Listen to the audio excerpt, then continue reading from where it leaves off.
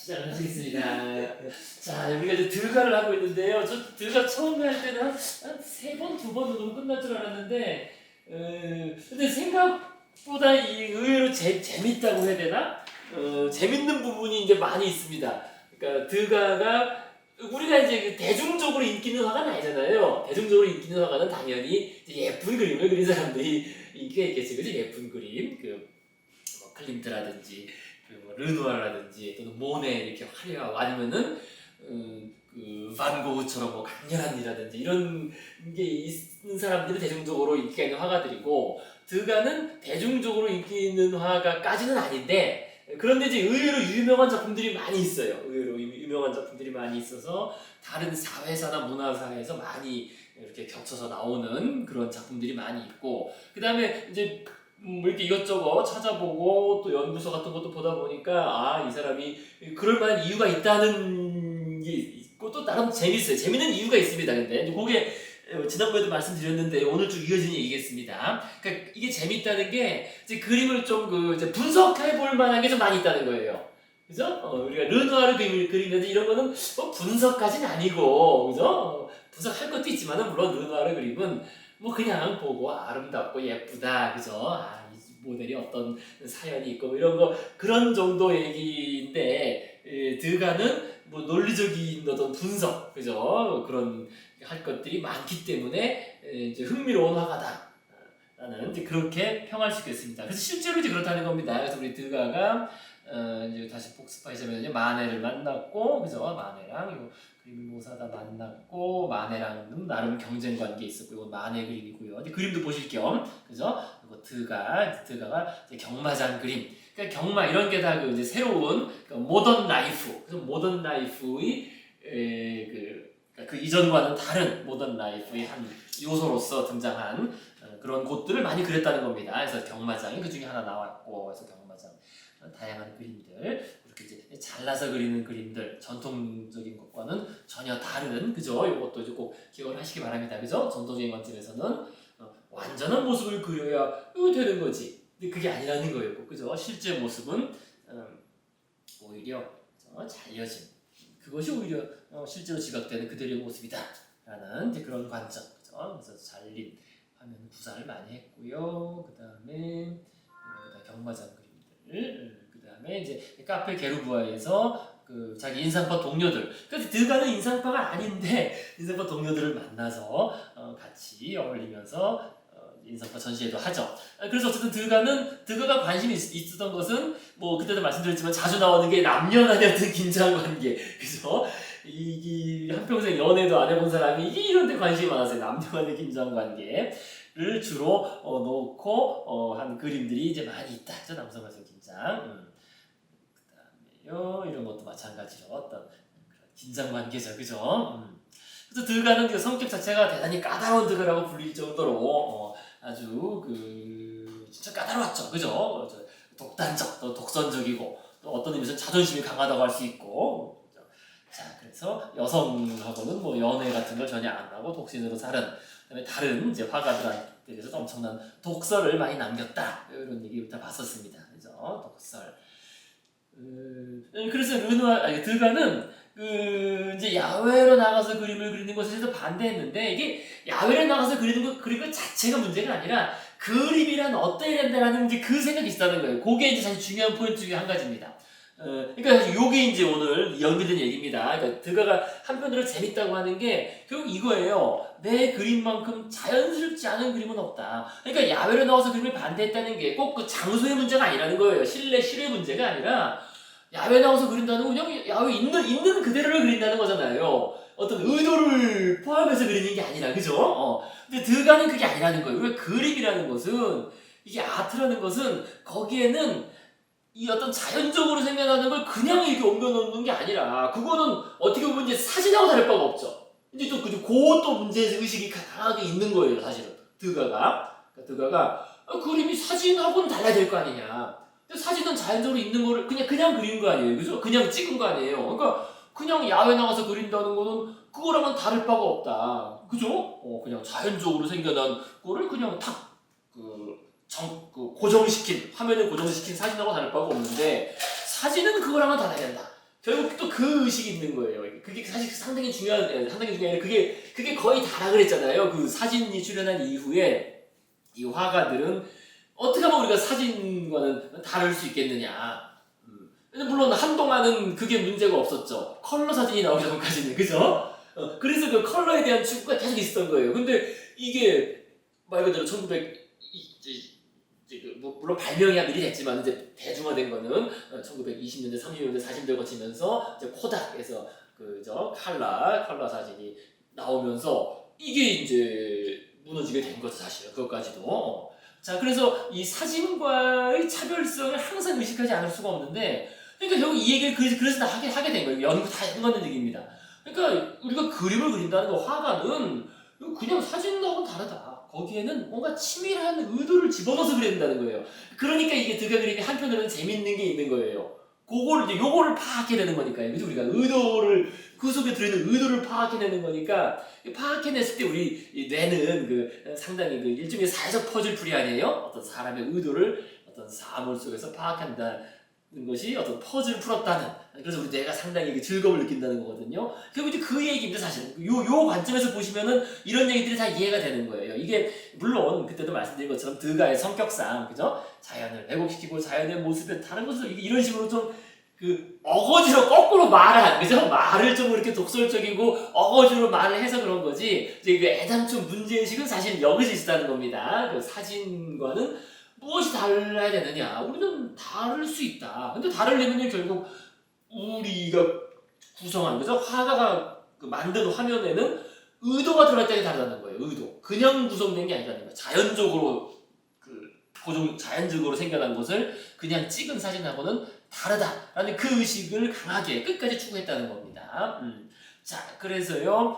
그런데 물론 이제 그 소재가 됐던 거는 이런 모던 라이프, 그죠? 새로운 파리의, 그죠? 화려한 새로운 모던 라이프와 일부가 된 극장, 발레, 음악, 그죠? 카페 콩세르, 이런 아까 경마장, 이외에 세탁소 등등. 자, 그래서 이런 오케스트라의 그림 같은 거, 이런 것도 다 그냥 그린 게 아니라는 거죠, 그죠? 그때도 말씀드렸던 것처럼요, 그죠? 이렇게 다 잘라버린 것도 다 이 작가의 의도가 있는, 의도가 대입된 그런 구성이다. 그래서 이건 2단 구성으로서 훨씬 더 가까이 보인다고 말씀드렸고요. 자, 그 다음에 이런 것도 다 말씀드렸습니다. 어떤, 그죠? 힘의 중심점으로서 설정된 의사도 그렇고요. 그래서 발레 그림, 그 다음에 이런 그림들, 이런 것도 다 그냥 그린 게 아니라 그랬죠, 그죠? 다 문 기둥도, 그죠? 요 기둥과 사이에 두 명을 넣어놓고 이렇게 붙여놓음으로써 좀 이렇게 심리적인, 그죠? 그런 그것까지 표현한. 그 다음에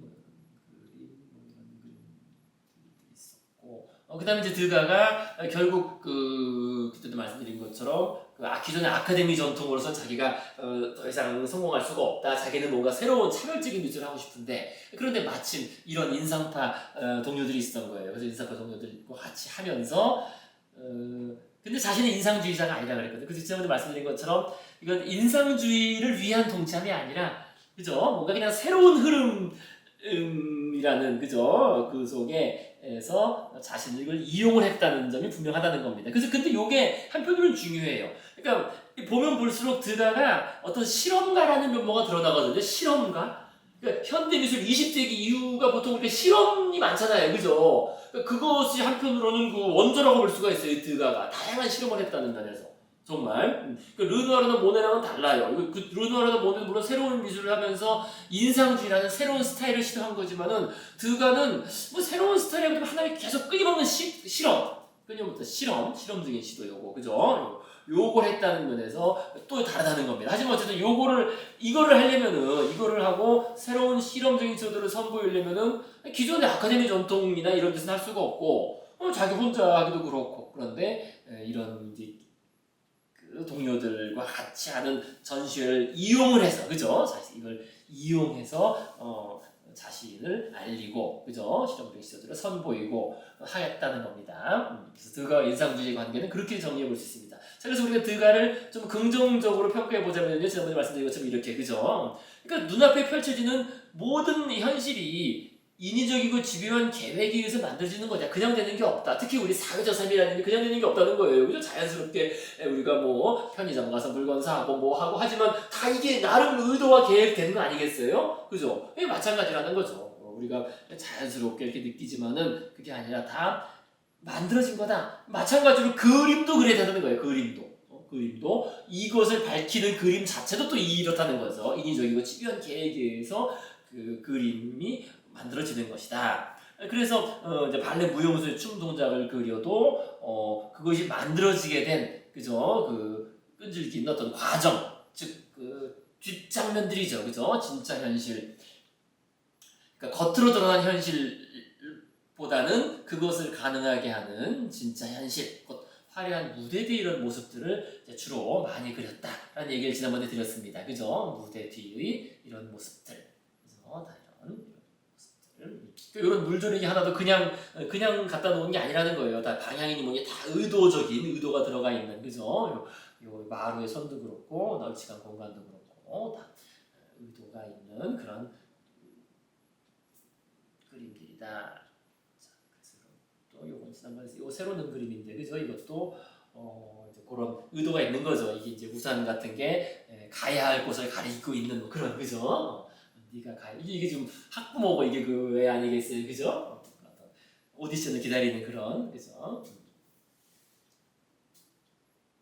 자, 이런 그림도 딱 보면은 그냥 뭐 발레 수업을 하는 그림처럼 보이지만 그냥 그려진 게 아니라는 거예요. 다 의도가 있다는 거예요, 그죠? 이런 그 신문 하나 들고 있는 것도, 그죠? 이 신문의 요 방향과 요 선 라인이 다, 그다음에 바로 바닥의 선까지 다 그려가지고 명확히, 그죠? 삶을 하나 둘, 그다음에 저 거울에 비치는 저 바깥의 세상까지, 그것도 창밖으로 직접 보게 한 게 아니라 거울에 비춰서 보이도록 했다는 것도 다 의도가 있다는 거예요, 그죠? 그래서 이들의, 그죠? 이 소녀들, 무용수들의 삶은 이 세 가지 삶을 왔다 갔다 하는, 그죠? 물론 저 밖으로 나가고 싶어 하지만 그것은 이제 환영이 사실 화려한 도시의 삶은 사실은 거울 속의 환영과 같은 그런 삶에 불과하고, 하지만 거기로 나가기 위해서, 거울 속으로 들어가기 위해서 이렇게 연습을 하다가 지치면 다시 뒤쪽으로 오는 거고, 다시 또 여기 가고 하는 거죠. 그러니까 그냥 그려진 게 아니라는 겁니다. 자, 그래서요, 이제 그런 그림, 그다음에 그래서 이 그림이 가장 상징적인 그런 그림이라고 했습니다. 화려한 스타가 되기 위해서 이 뒤에 엄청난 진짜 현실이 이렇게, 그죠? 이제 도사리고 있는, 그죠? 진짜 현실이 도사리고 있다라는 것을 직접적으로 암시하는 그런 그림이 되겠습니다. 이것도 앞에 그 프리마 발레리나 한 명이지만 저 뒤에 수많은, 그죠? 무용수들이 있잖아요. 그죠? 자, 그 다음에 이제 오늘 이제 드디어 이 그림을 도달했습니다. 그래서 드가의 그림은, 그러니까 이제 발레를 만약에 르누아르가 그렸다면 정말 예쁘게 막 그렸겠죠. 그죠? 근데 이게 예쁘게 그렸다기보다는 그 이면, 그죠? 겉으로 드러난 화려한 무대 이면에 있는 모습들을 많이 그렸는데, 이게 이제 또 발레 그림 중에서 대표작 중에 하나가 되겠습니다. 지난번에 이 그림하고 그 다음 그림을 이렇게 보게 됐죠. 두 개를 비교해 본 오늘. 그래서 먼저 이 그림이 이제 훨씬 더 당연히 유명하고 대표작으로 여겨지는 그림인데요. 이 발레 교사가 쥐고 있는 막대기, 그래서 이 막대기는 박자 맞추는 막대기가 있습니다. 애들 때리는 막대기가 아니라 박자 탕탕탕 맞추는 그 막대기인데, 근데 딱 봤을 때 그 막대기가 일종의 힘의 중심점이 되고 있으면 딱 느껴지죠. 그래서 벌써 딱 중심이 있어요, 그죠? 막대기를 위로 이렇게 딱 쪄서 힘이 딱 느껴지고, 하지만 또 한편으로 얘는 지금 뭐 등을 긁고 있고, 그죠? 여기에는 지금 귀걸이, 여기 보이시죠? 그죠? 귀걸이 이렇게 만지고 있고, 이쪽을 교사를 대충은 이제 주목을 하고 있는데, 그래서 대충 교사 쪽을 보고 있죠, 그죠? 보고는 있는데 뭐 살짝 딴짓도 하고 있는, 하지만 대충 교사 쪽을 보고 있는. 그 다음에 여기서 이제 보시는 게 뭡니까? 보셔야 될게요. 이게 그냥 그려진 게 아니라는 거예요. 이 기둥, 그죠? 벽면에 기둥을 이렇게 그려놨어요, 그죠? 기둥을 그려놓고, 여기도 끝에도 기둥을 그려놓고, 그 다음에 마룻바닥이 이렇게 이쪽 세로로 되어 있습니다, 그죠? 그래서 벽면 기둥과 마룻바닥을 활용한 원근법. 그러면서 나름 화면이 분할되어 있거든요. 그래서 나름 화면이 분할되어 있는 게 요 화면에는 요 앞에 있는 둘 세 명, 그죠? 요 세 명 요게 들어가 있고, 여기에는 이제 이 무용수를 중심으로 들어가 있고, 이 뒤쪽엔 또 요렇게 들어가 있잖아요. 여기 나름 이제 화면이 분할되어 있는 거예요. 나름. 자, 그런데 이제 이 두 번째 그림 보시면요, 이게 딱 보시면은 거의 같은 그림이죠, 그죠? 거의 같은 구성 자체가, 이거 당장 이 무용수를 봐도, 이 소녀를 봐도, 그 헤어스타일이 똑같아요, 그죠? 헤어스타일 똑같죠. 같은 소녀라는 걸 알 수 있겠죠, 그죠? 얼굴 모습도 그렇고, 그죠? 여기 한가운데 있는 이 소녀. 헤어스타일도 그렇고, 같은 소녀네. 그런데 이 배경도 다르게 그렸어요, 그죠? 뒷 배경도. 이거는 거울입니다, 그죠? 큰 거울 있고, 벽에 기둥 없이 그렸고, 그 다음에 앞에 있는 이것도 좀 다르게 그렸어요. 좀 딴짓하고 있는데, 지금 얘가 이 뒤에 뭐 등을 묶어주고 있는 거죠. 등 뒤에, 그죠? 이 뒤에 있는 애가, 그죠? 이 등 뒤에 뭐 묶어주고 있는, 그래서 손 이렇게 잡고 이렇게 뒤에 리본 같은 거를 묶어주는 그런 그림이고, 이제 몇몇 아이들은 이제 교사를 바라보고 있지만, 뭐 딴짓하는, 핸드폰 하는 거 같은데 꼭 스마트폰을 좀 딴짓도 하고 있고, 딴짓도 하고 있어요. 그죠? 딴짓도 하고 있는 이런. 어쨌든 근데 그림이 이제 보시면요, 그죠? 이제 뒤에 다시 잠깐 나왔지만요, 이 그림하고 좀 많이 느낌이 다르죠, 그죠? 느낌이 다릅니다.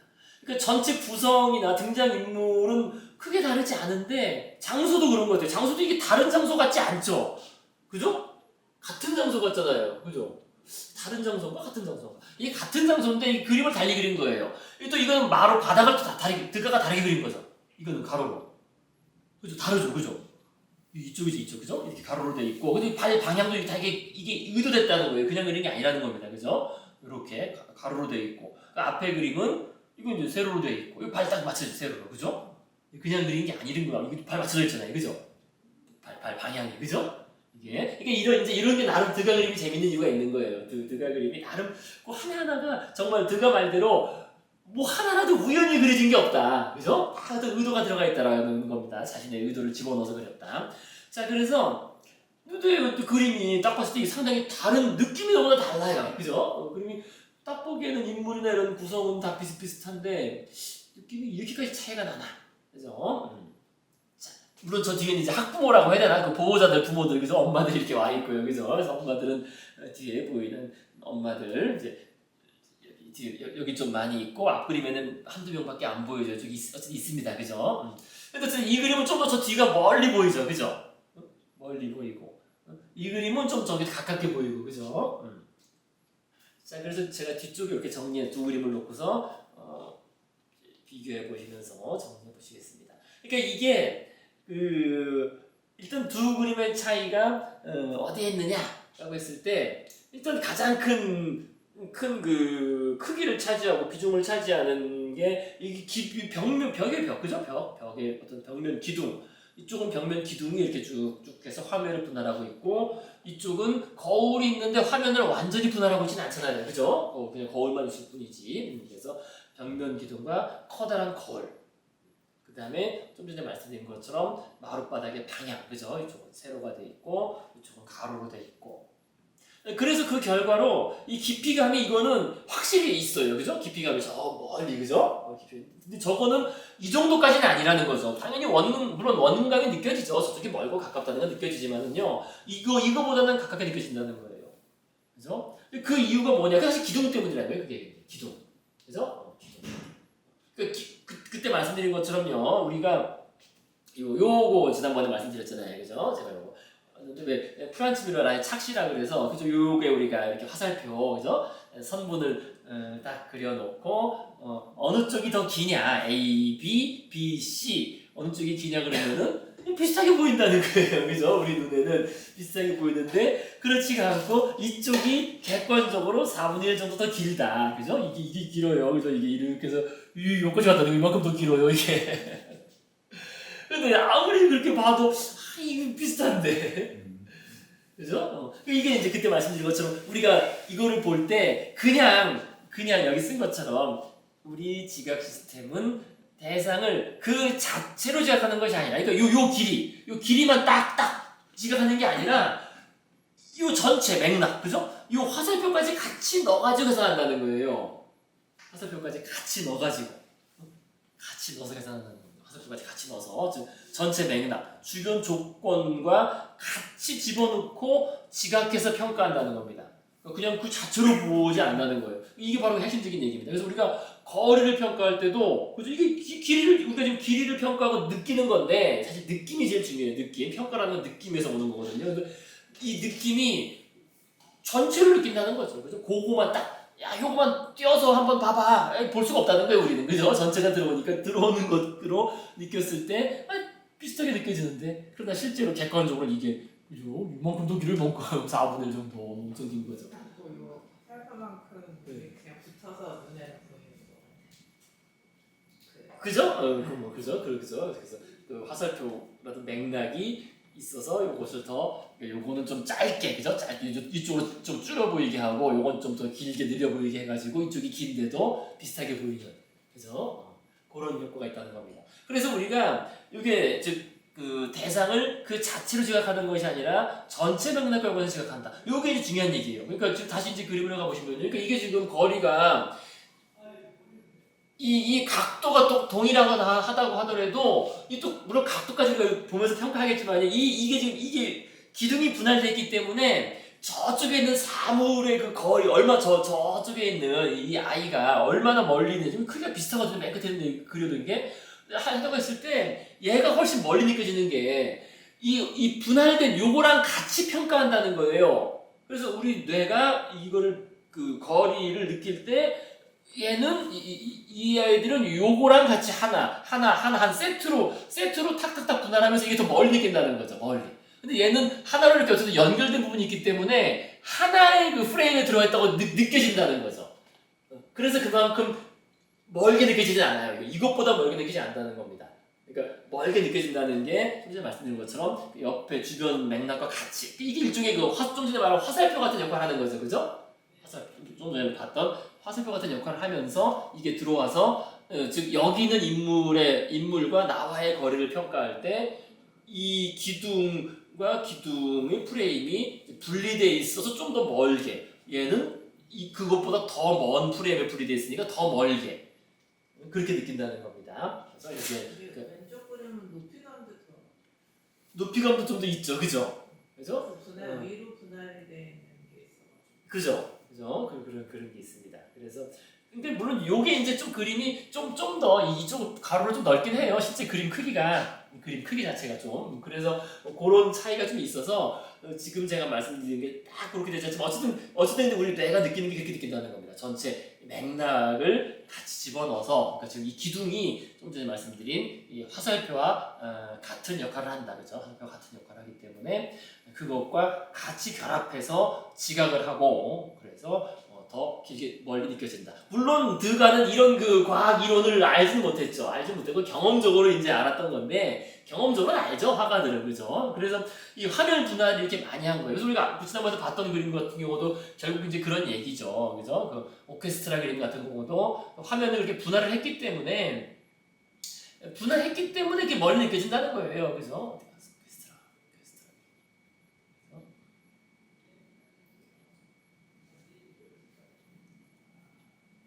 오케스트라 그림도 이것도 화면을 이렇게 둘로 분할을 했기 때문에 둘이기 때문에 그죠? 그냥 요거 다음에 바로 좀 더 가깝게 느껴지는 거고 그죠? 요거는 이걸 이렇게 분할했기 때문에 이게 좀 더 멀리 이거를 우리는 그냥 우리 뇌가 하나의 공간으로 공간으로 좀 띄어서 인식하니까 저게 이 뒤에 그림보다 좀 멀게 그죠? 좀 거리가 있게 그렇게 느낀다는 겁니다.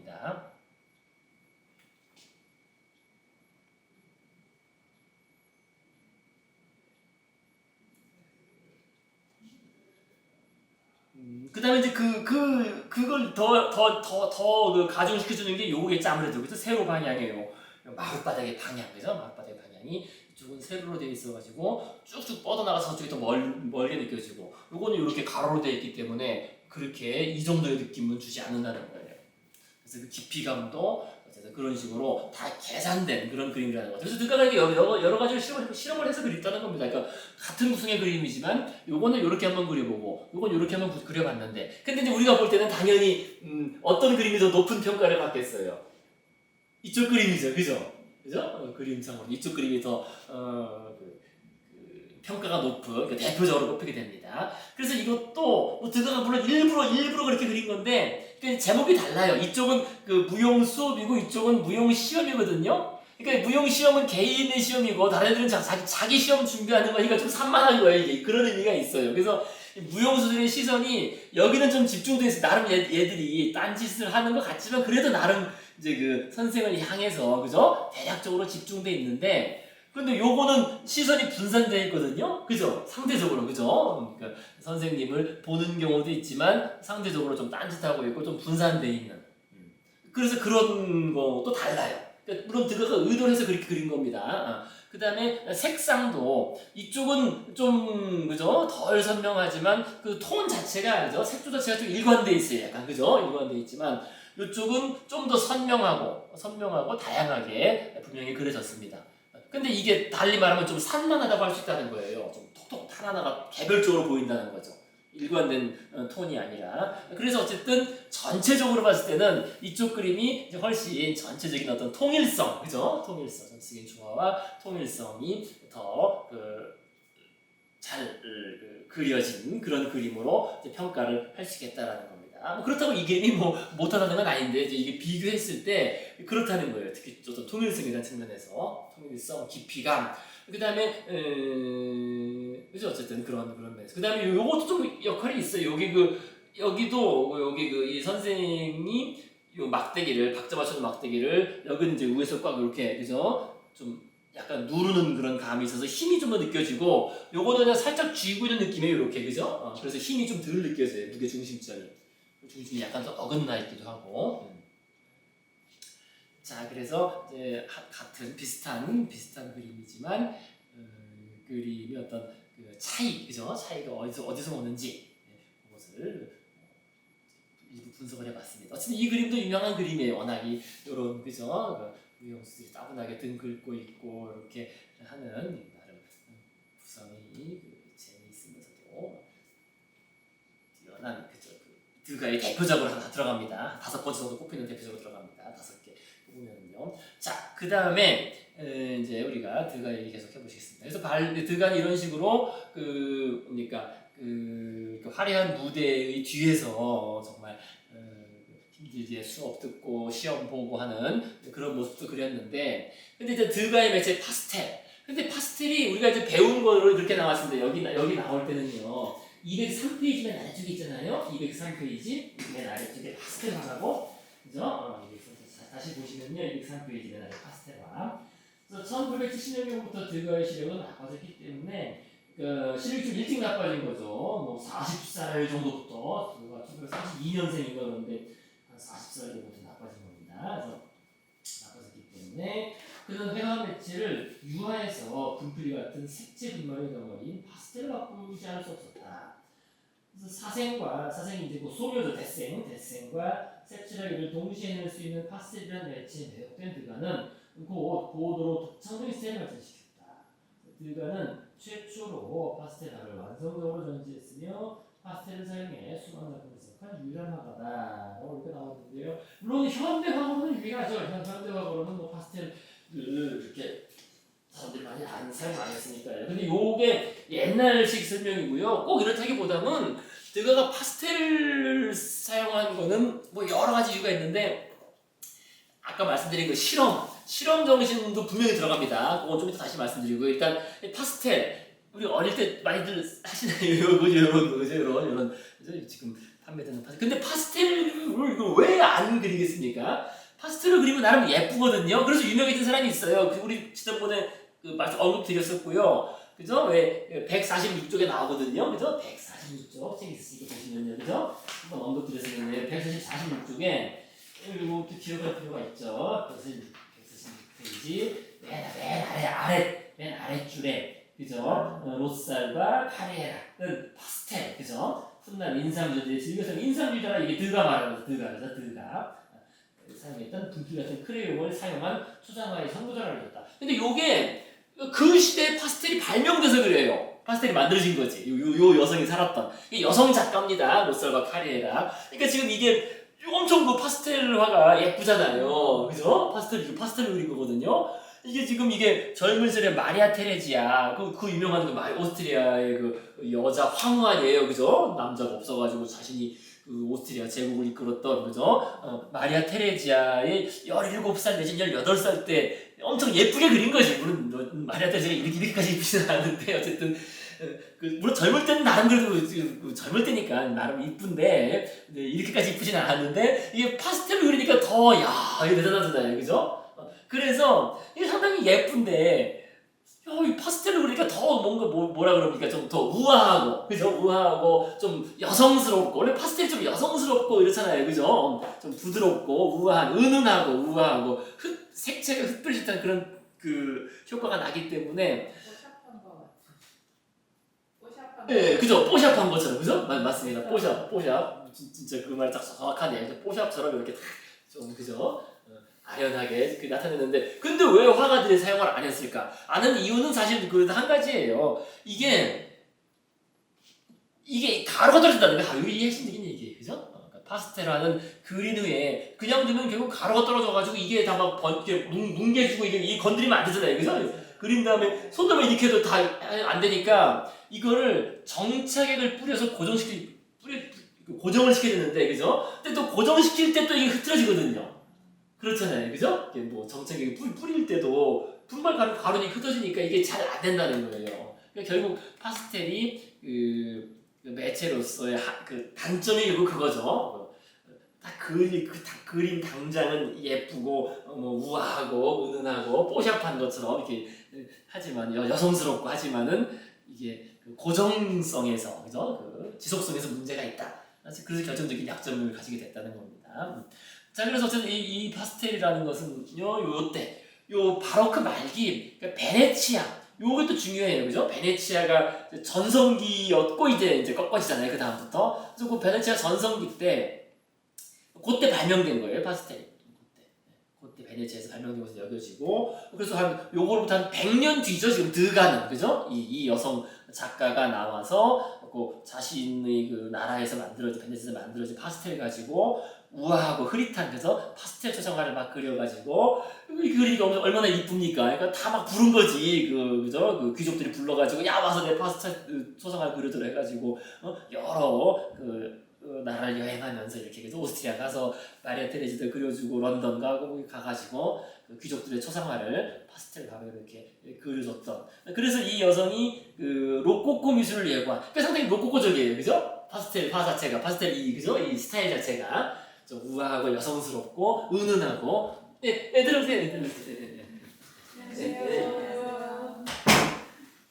자, 그래서 그 파스텔화가 요때 이렇게 유행을 했는데 결국 근데 거기에 문제가 있었던 거죠. 내가 좀 전에 말씀드린 것처럼 이것은 지속 속에서 문제가 있기 때문에 파스텔화는 그래서 결국 인기를 얻지 못하고. 그런데 드가가 다시 이제 어떻게 보면 드가가 그 로셀바 카리에라 이후로 100년 뒤에 드가가 나와서 파스텔화를 크게 한편으로는 전시도 하고 파스텔화를 판매도 하고 한 건데 그 이유가 이게 딱 주제가 맞아떨어졌어요. 주제가 여기 제가 쓴 것처럼 그러니까 드가가 파스텔을 본격적으로 사용하게 된 것은 우리가 지금 책에서 읽었던 것처럼 시력이 약화되었기 때문이기도 한데요. 이거 왜 문제냐? 원래 화가들한테는 그 유화가 가장 대표적이잖아요. 유화, 그죠? 유화, 그죠? 그죠? 유화가 가장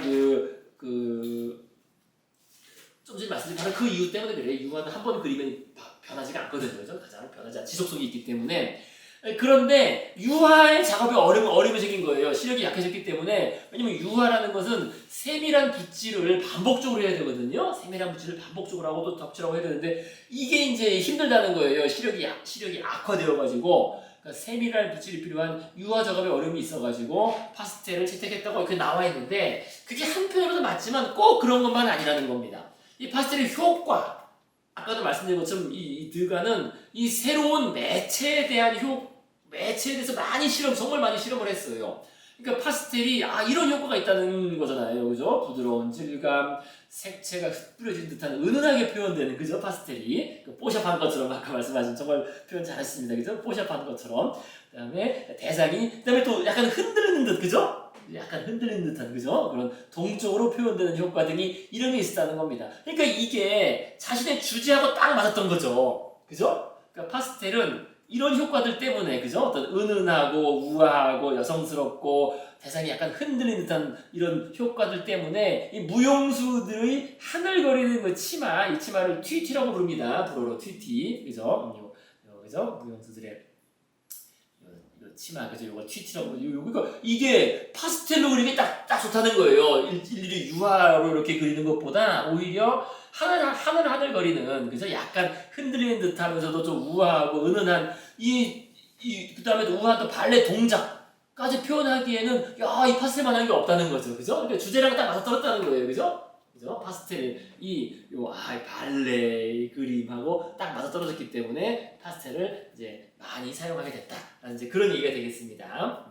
단순히 시력이 악화되기 때문만은 아니라는 겁니다. 자, 그래서 이제 파스텔화를 그렸는데요. 근데 드가는 아까도 말씀드린 것처럼 근데 파스텔도 그냥 그린 게 아니에요. 이게 실험가라 그랬잖아요, 드가는. 그러니까 우리가 왜 현대미술은 계속 그 매체를 실험하잖아요. 그 매체를 실험한다는 게 사진이 나온 이후에 어쩔 수가 없는 운명이에요, 그죠? 어떤 새로운 매체. 그래서 뭐 그 중에 하나를 또 한 개 백남준이고, 그죠? TV라는 그런 매체를 또 사용하게 된 거고, 오늘날에 또 새로운 디지털 매체를 사용하게 된. 그래서 이 매체에 대한 실험을 드가가 어떻게 보면 선구적으로 한 거라는 겁니다. 그래서 그 당시 있었던 다양한 매체, 특히 파스텔을 실험을 한 건데, 근데 파스텔을 그냥 사용한 게 아니라는 겁니다. 그래서 파스텔을 사용할 때 파스텔로 직접 소묘와 채색을 동시에 하면서 파스텔로 그리는 것도 했지만 그냥 한 게 아니라 모노타입으로 밑그림을 먼저 만든 후에 그 위에 파스텔을 쓰는 경우가 많다. 모노타입이라는 게 일종의 밑그림인데, 우리가 왜 애들 좀 이따 또 설명드리겠습니다. 애들 왜 그림 색칠하기 있잖아요. 그래서 색칠하기랑 비슷한 거예요. 여기 지금 보시면 이렇게 선이 있잖아요. 그죠? 붉은 선이. 그죠? 그러니까 애들 색칠하기가 빈 화면 있으면은 거기에 애들 막 색연필로 칠하잖아요. 그죠? 그러니까 그 밑그림을 먼저 그려놓고 위에 색칠하는, 위에 파스텔로 색칠하는 거.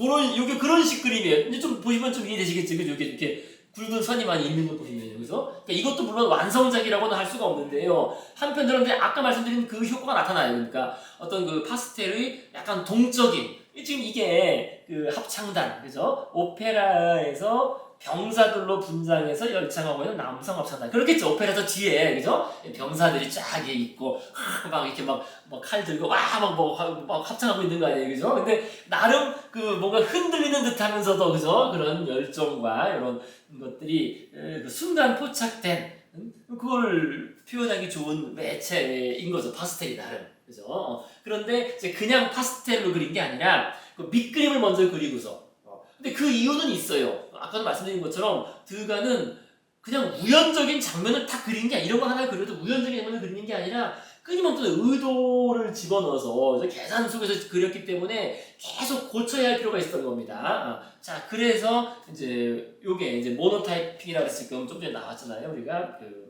모노타입으로 밑그림을 먼저 만든다. 그래서 애들이 색칠하기 거기에 나온 이게 그 밑그림처럼 요걸 만드는 건데요. 그러니까 모노타입이라는 게 사실 별거 아닙니다. 이게 명칭 나오니까 이것도 뭐냐 하는데 별건 아니고 정말 간단한 거예요. 이게 뭐냐면은 그냥 석판, 유리, 아크릴 등 흡수성이 없는 매끄러운 표면의 그림을 그린 후에, 그죠? 그 다음에 그 위에 종이를 덮고 잘 문지르는 거죠. 수저로 문지르는 거예요. 스푼으로 잘 문질러서 문지르면 어떻게 되겠습니까? 그럼 종이에 찍혀 나오겠죠, 그대로. 그죠? 그 위에 그 종이를 덮고 잘 문질러서 찍어내는 방식으로 만든다. 그렇게 당연히 한 장을 찍어내면 더 이상 동일한 그림을 찍어내는 것이 어렵겠죠. 그렇겠죠. 어려운 거 아니죠, 그죠? 그죠? 직접 안 그리고 굳이 그렇게 해요. 그러니까 요게 드가가 그걸 실험을 한 거예요, 여러 가지로. 직접 안 그리고 이렇게 했다는 게,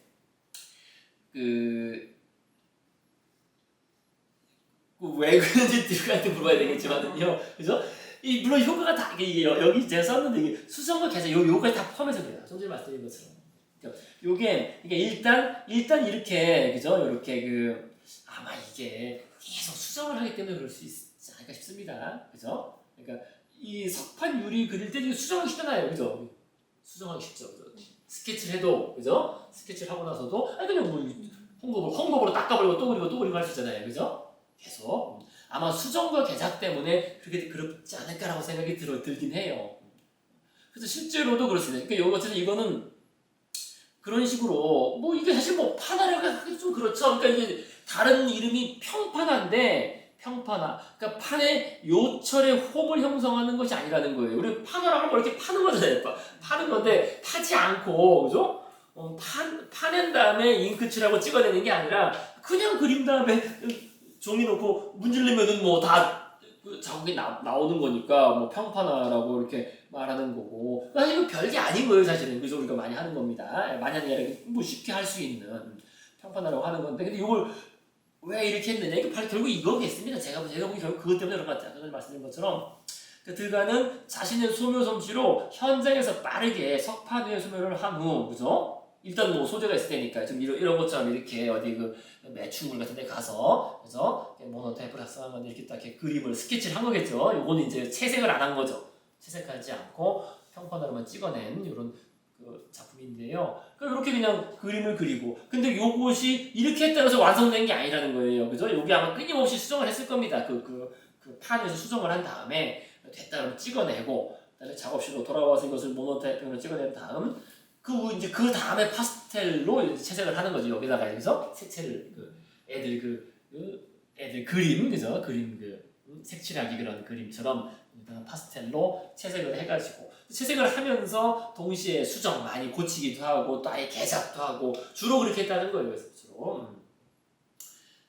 그래서 드가는 이런 식의 그 파스텔 화들이 이런 게 많다는 겁니다. 그러니까 직접 그린 것도 많은데 나중에 여성 목욕하는 장면들은 직접 그린 게 많은데 또 한편으로는 이렇게 밑그림 그린 다음에 그 위에다가 채색하는 이런 작품도 많았다.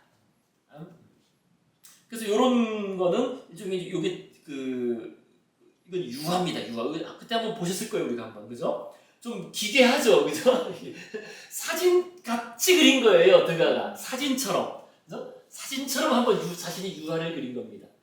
그래서 이제 무대 위 발레 리허설, 그래서 이것도 마찬가지로 화려한 무대가 아니라 화려한 무대 공연이 있기 전날 이렇게 하는 리허설 아니에요? 리허설인데 이 리허설 할 때는 불완전한 인공 조명, 이 가스등인데 가스등을 다 켜지 않잖아요. 다 켜지 않고, 그죠? 일부만 켜고 이렇게 하니까 좀 음산해요, 그죠? 이 불완전한 인공 조명이 음산한 분위기를 연출하고 있습니다. 그래서 색채는 거의 배제되고 명암을 두루 표현한, 이건 유화입니다. 세밀한 빗자국이 있어요. 이렇게 보시면요, 다 세밀한 빗자국이. 그래서 이거는 근데 어쨌든 사진처럼 드가가 한번 그려본 것 같습니다.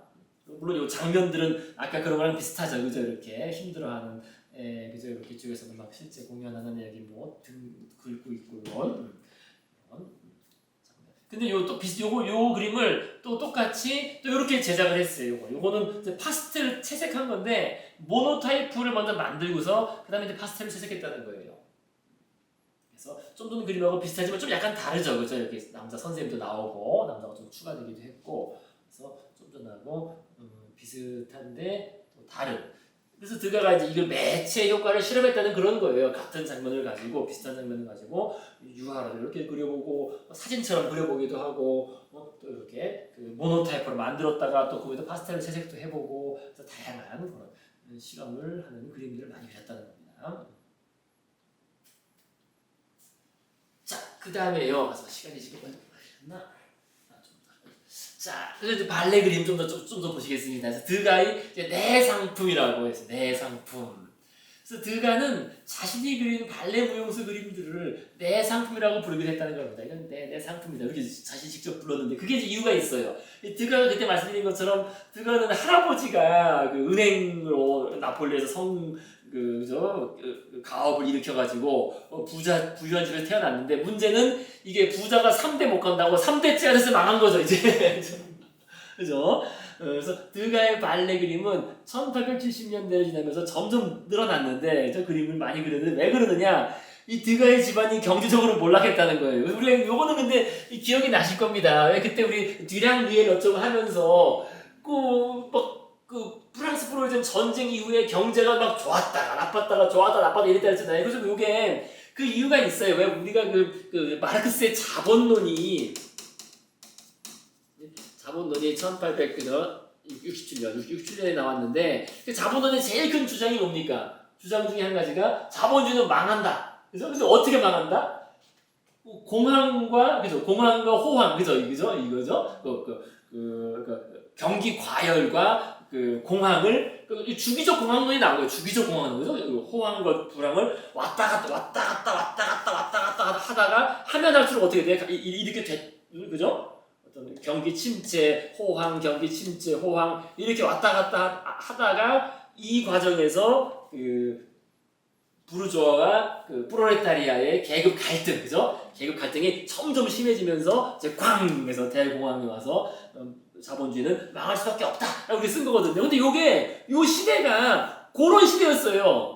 이게 1970년대, 80년대, 90년대 계속 이게 그죠? 주기적으로 막 그죠? 경제가 좋았다가 또 확 나빠졌다가 좋았다가 나빴다가 뭐 그러던 시기였거든요. 듀랑 르엘을 통해서 보면 우리가 그때 기억하실 겁니다. 그러니까 요게 또 그렇다는 거예요. 이것도 이게 이 드가의 집안이 이걸 한편으로 경제 좋을 때 나름 그 은행이 크게 됐는데 드가 아버지가 죽고 이제 3대째죠. 그 가업을 그러니까 이제 드가가 장남이었는데 드가는 그림을 그렸으니까 은행 그 경영을 맡은 게 아니고 이제 자기 동생 드가의 동생이 그 가업을 이어받았는데 얼마 버티지 못하고 파산해왔다. 물론 이거는 뭐 좀 전에 말씀드린 것처럼 드가 동생이 무능한 게 아니라 그냥 이 사이클상 그죠?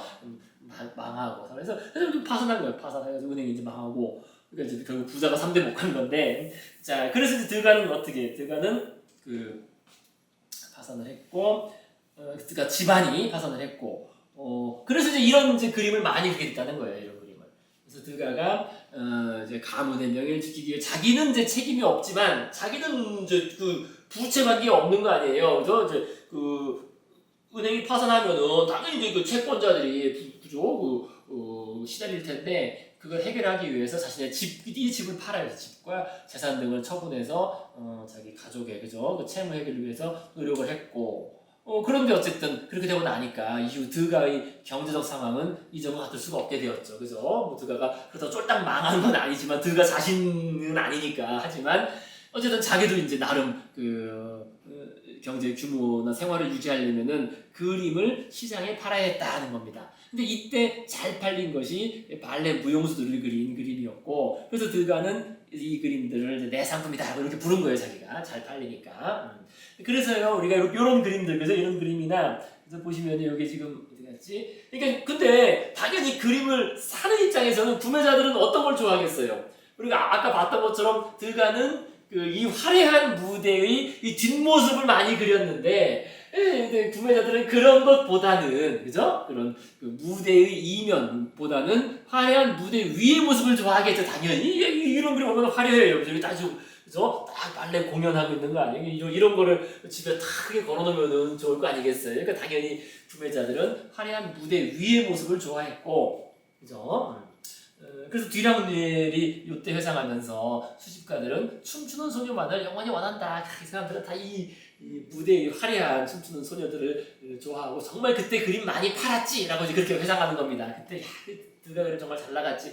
그래서 드가 그림이 실제로 찾아보면은요, 우리가 그 미술사에 나오는 그 그림들은 주로 그 무대 뒤의 모습들이지만 그림이 그 숫자상으로는 이게 엄청 많아요. 이제 제가 여기 써놨는데 여기 그래서 경제적인 이유 때문에 드가의 발레 그림에는 무대 뒤의 모습을 그린 것들이 이제 우리 미술사에는 많이 나오지만은 화려한 무대 위의 모습을 그리는 것도 상당히 엄청 많습니다.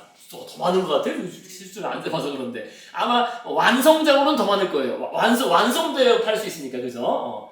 미완성작들까지 하니까 이제 저쪽이 더 많아 보이는데 완성작으로는 화려한 무대의 모습 이렇게 그죠? 화려한 무대에서 지금 공연을 하고 있는 이런 모습 이것도 아주 비싸게 팔린 그런 그림입니다. 이런 그림이라든지 발레 장면 그다음에 또 보시죠 이런 거 그죠? 이게 화려하게 무대에 등장하는 그죠? 등장하는 그런 발레리나들 그림 그다음에 좀 전에 봤던 이런 거죠. 이런 것도 다 무대 위에서 지금 화려하게 공연하는 그림 이런 것들 그죠? 우아하게 정말 파스텔 효과가 나타나는 거죠, 그죠? 파스텔 효과가 나타나는 이런 그림들 이게 정말 이런 게 잘 팔린 상품들이라는 거 이런 거라든지 또 좀 전에 봤던 이런 그림들 그죠? 이것도 정말 대작으로서 아주 잘 비싸게 팔린 그림이죠, 그죠? 이런 거 아름다운 어떤 공연 그림 그다음에 또 이런 거 그죠? 무대 위에서 이렇게 다 이렇게 펼쳐지는 공연. 그 다음에 요것도 근데 요것도 우리가 많이 보셔서 아시겠지만은요 이 화가들이 이 대가라고 하더라도 같은 거를 많이 재활용을 해요. 그죠? 재활용 그죠?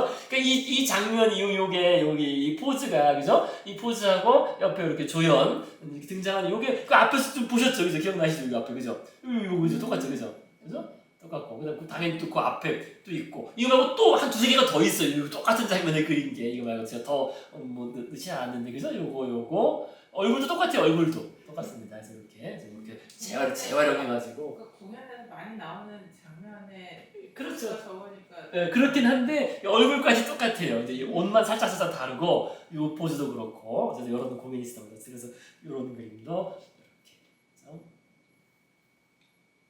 어쨌든 이렇게 그 무대 위 화려한 그런 공연 장면들도 많이 그렸다, 많이 그리고 이제 많이 팔았다는 겁니다. 그런데 이제 항상 그 이러다 보면 이제 어떤 말이 나옵니까?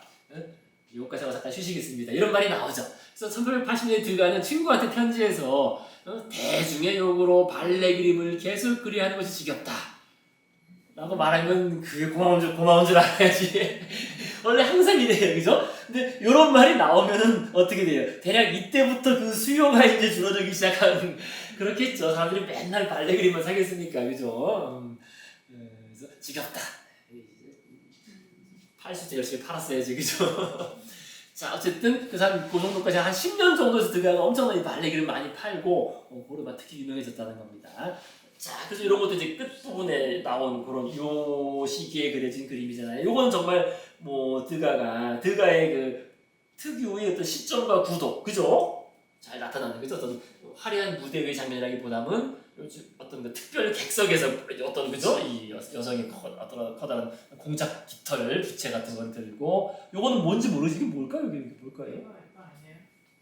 아 이거 안경이구나. 안경 맞구나. 안경 그죠? 무대 안경 그죠?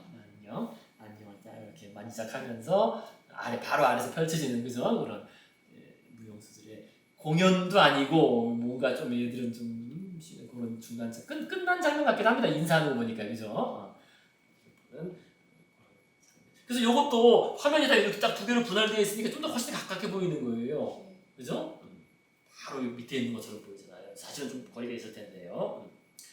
자, 그래서 이렇게 드가가 그 발레 그림, 그죠? 발레 그림을 다양한 발레 그림을 그렸다. 자, 어쨌든 이제 그래서요. 자, 그다음에 이제 드가 계속 가시겠습니다. 드가. 그래서 드가는 그래서 발레 그림을 그 정도, 그죠? 1880년 정도까지 그리다가 뭐 수요도 줄고 또 자신의 관심도 있고 해서 요 정도가 이제 발레 그림의 마지막 대작 정도로 보통 꼽힙니다. 그래서 요거 무용수 한 명을 꽉 화면에 꽉 채워넣죠, 그죠? 꽉 채워놓고서 다 의도된 겁니다. 그래서 계단을 오르는 무용수들, 그래서 거의 마지막 유화 정도로 보시면 돼요. 이 이후로는 제대로 된 유화가 나오질 않아요. 유화를 시도를 했지만은요. 그래서 요거 그림. 그래서 요때부터는 1890년부터는 유화 그리기를 거의 포기할 정도의 시력이 악화되고 이것은 이제 파스텔로 가는데 그러니까 이게 다 이전 그림을 다 변형한 거예요. 이전에 다 앞에 나왔던 그림들을 그러니까 새로 뭐 모델을 세워놓고 그리는 것보다는 앞에 그림을 변형해서 파스텔로도 그려보고 하는 겁니다. 이게 선생님 편집하신 게 아니고 원래 구성이 저렇게 이렇게 길게 위아래로 잘려 있는 거예요. 길게 이렇게 잘려 있는데 길게 원래 드가가 다양한 특히 요 이렇게 긴 그림을 또 한편 꽤 좋아했어요. 요 사이즈를 이렇게 그렸는지 모르겠어요. 어쨌든 이렇게 길게. 그래서 요 부분의 장면을 또 좀 더 나이 들어서 이렇게 또 다시 재구성해서 그리고 어쨌든 이제 확실히 이 필력이 떨어지고 있죠, 그죠? 이제는 그죠? 이제 나이가 들어서 이전 작품을 변형한 파스텔로만 그린 건데요. 확실히 필력이 떨어지고 있습니다, 그죠? 거의 60살, 68살, 5세쯤 되는 거거나 이것도 그 전에 그렸던 미완성작을 여기 쓴 것처럼요. 이 시기부터는 그러니까 새로운 작품은 거의 만들지 못하고 이전 작품들을 다듬거나 제작하는, 그래서 개작하는. 그래서 이것도 벌써 이런 그 스케치는 있고 좀 더 색칠을, 그죠? 그러니까 이게 그거랑 비슷한 것 같아요. 우리가 저희 르누아르나 모네도 봤지만은요, 나이 들면은 우리 어머님들이 이게 간이 세져요. 이게 무뎌지니까, 그죠, 이게 음식도 간이 세지는 것처럼 이 사람들도 이게 색채가 세져요, 점점. 자신이 하니까. 그죠? 우리 르누아르도 봤잖아요, 그죠? 르누아르도 말년가니까 엄청 색채가 세지고, 모네도 엄청 세지고, 이 드가 똑같아요, 점점 세져요, 이게 똑같은 원리예요, 이게 사실은. 나이가 들면 어쩔 수 없나 봐요, 그죠? 감각이 무뎌지면서 좀 세게 간이 세지는 것처럼 할머니들 간 세잖아요, 그죠?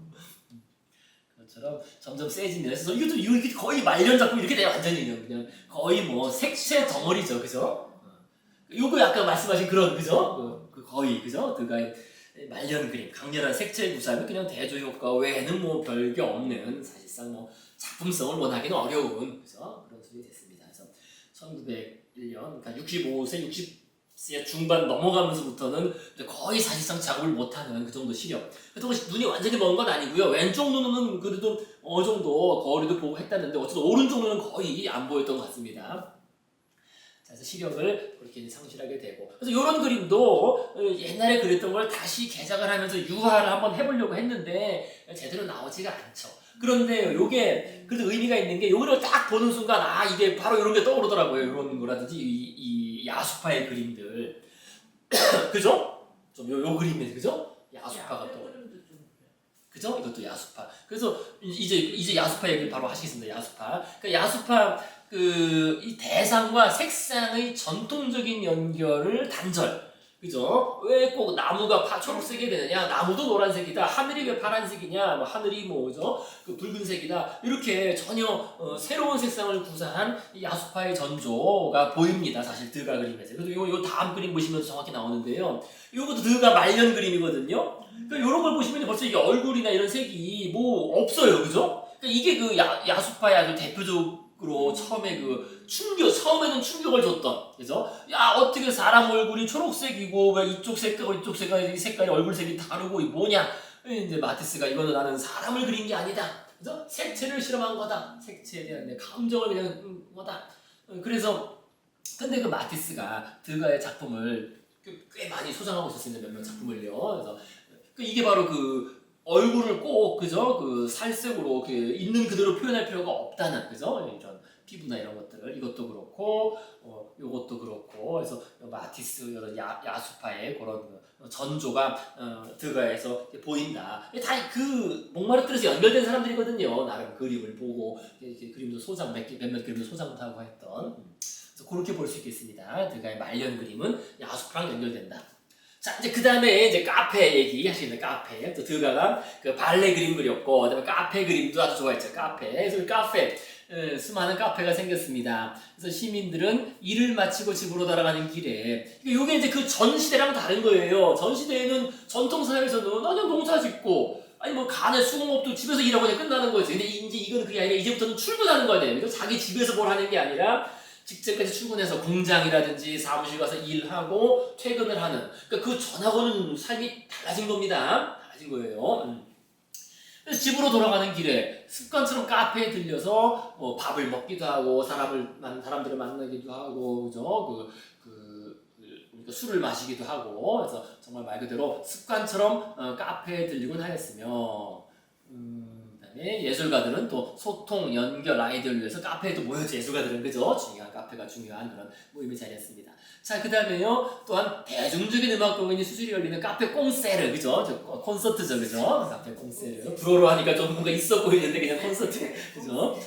카페 꽁세르는 수많은 사람들, 이렇게 이제 카페 꽁세르의 그런 공연 장면입니다. 이렇게 가수들, 출연진, 그죠? 오늘의 출연진, 가수들이 쫙 앉아있고, 앞에, 그 당시 무조건 생음악이니까요, 그죠? 그러니까 이것도 참 중요한 거 있어요. 요 다음 세대, 30년 뒤에는 이제 추억이 나와가지고 바뀌거든요, 이게 또, 그죠?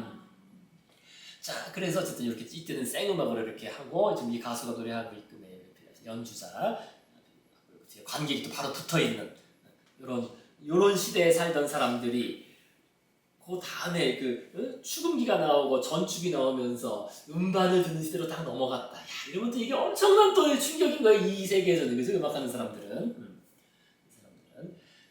자, 그래서 드가는요, 이거 아주 이 카페 꽁세를 아주 좋아했습니다. 그래서 드가는 단지 현대 생활의 어떤 객관적 관찰자로서만이 아니라 그 자신이 열성적인 관객으로서 카페 꽁세의 공연에 빠져들었다. 이렇게, 그죠? 카페에서 공연을 가수가 하고 있고, 그죠? 공연 장면 많이 그렸습니다. 그래서 카페 꽁세르 앙사바되르, 이게 그 엠베서더, 이게 엠베서더 호텔도 있는 것처럼 이게 그런데 많이 붙는 제목인 것 같아요. 이게 엠베서더, 그죠? 우리 우리나라에 엠베서더 호텔이 유명하지 않습니까, 그죠? 엠베서더, 이게 엠베서더입니다. 불어로는 앙사바되르가 있고요, 그죠? 앙사바되르, 그죠? 대사 사주를 뜻하는.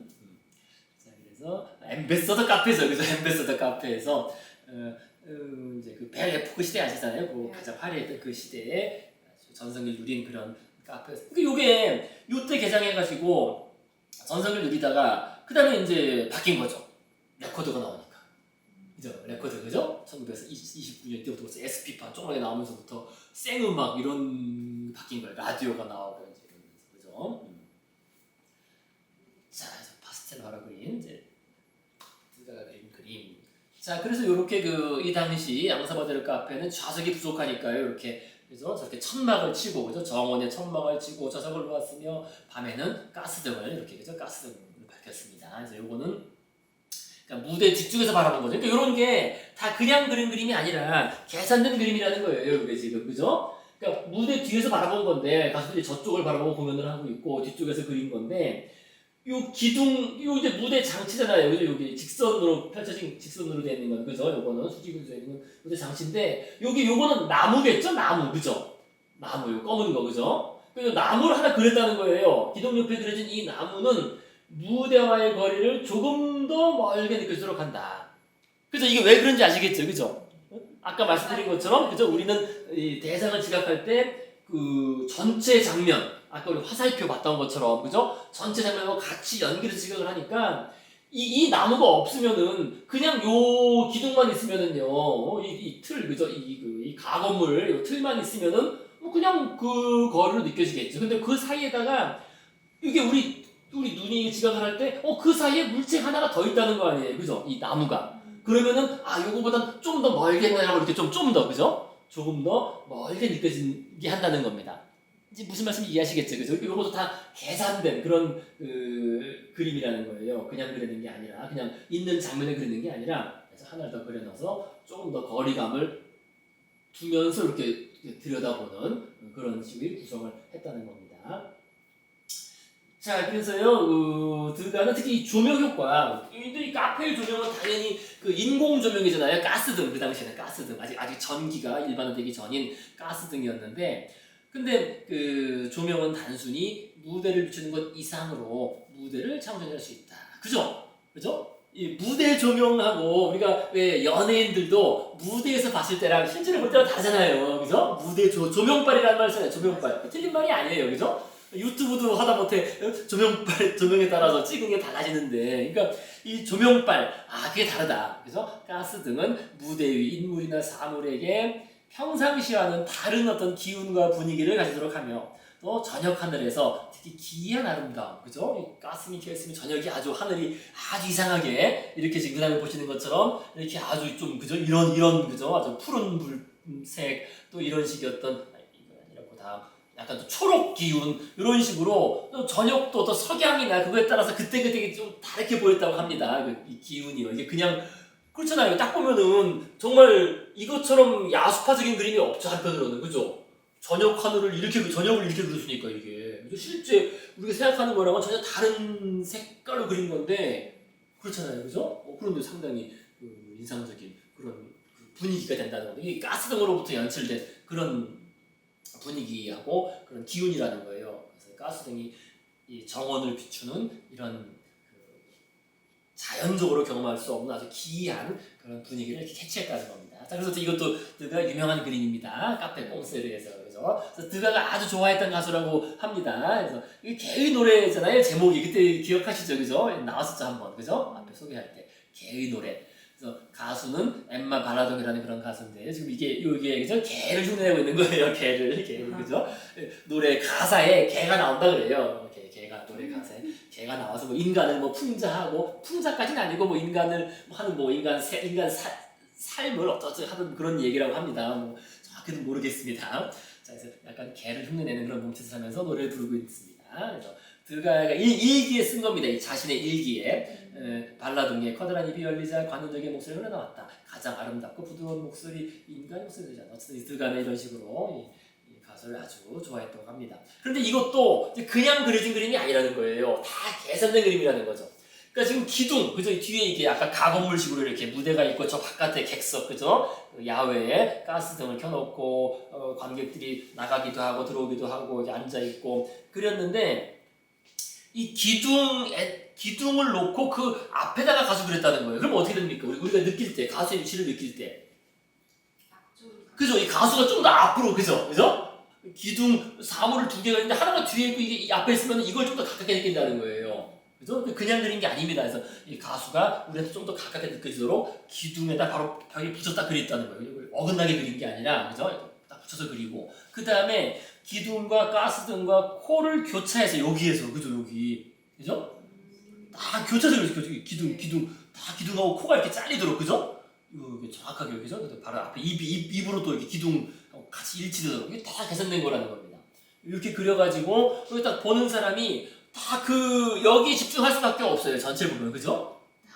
기둥과 가스등과 코와 바로 그 입, 그래서 입이 전체의 중심이라는 것을 바로 딱, 그죠? 교차될 수 있고, 그 다음에 아까도 말씀드린 것처럼 가스등의 그 묘한 분위기와 또 가스등을 또 명료하게 그리지 않고 그 비눗방울처럼, 그죠? 가스등 이렇게, 그죠? 둥둥 떠가는 비눗방울처럼 이렇게 표현해가지고 이 모든 것이 덧없이 사라질 것을 암시했다. 이런 식으로 해석이 어느 책에 있더라고요.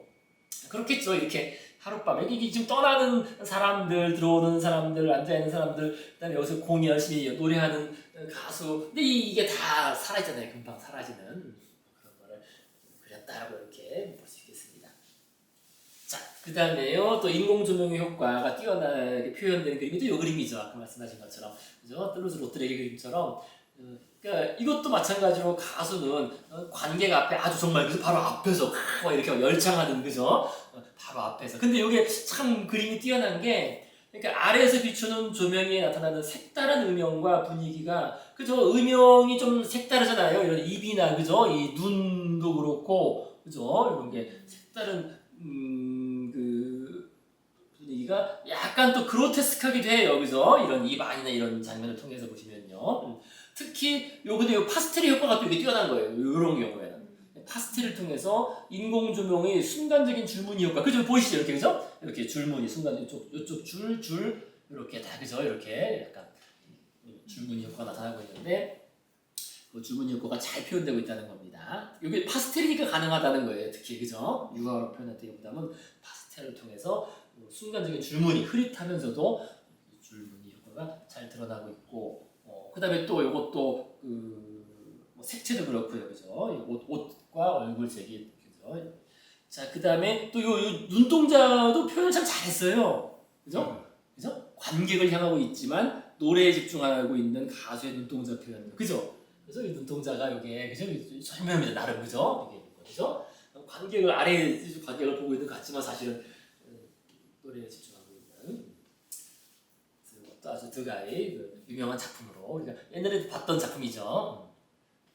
자, 그 다음에 또 이런 뭐 작품도 요게 어떻게 보면 더 뚜루즈 로트렉을 연상시키는 그림이 될 수 있어요. 어떻게 보시면, 그죠? 그래서 요거는 또 드가가 좋아했던 가수 뭐 베카라는 그런 가수라고 합니다. 그래서 그녀는 노래를 부를 때 몸을 떠는 현란한 몸짓 때문에 간질간질하는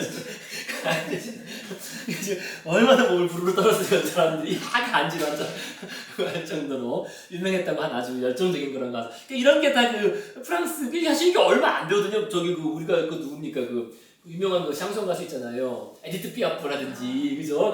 그러니까 에디트 피아프의 선배예요, 바로 따지면, 그죠?